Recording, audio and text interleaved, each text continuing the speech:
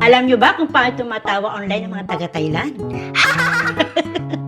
Tita, bakit po tayo tumatawa? Tumatawa tayo dahil ito ay natural na reaksyon ng ating utak kapag tayo ay masaya, natutuwa, o nagugulat sa something funny. Kapag tumawa tayo, naglalabas ang katawan ng happy hormones na ang tawag ay endorphins. Tita, totoo po ba na laughter is the best medicine?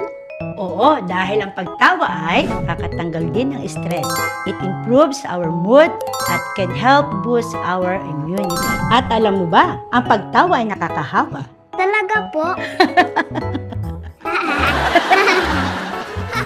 Para rin po pala pag ikab nakakahawa. Oo, ngayon, paano tumawa ang mga taga-Thailand? Kapag nakakita kayo ng 5555, yan ay graphic representation ng kanilang pagtawa. Sapagkat ang 5, ang pagbigkas sa Thailand ay ha.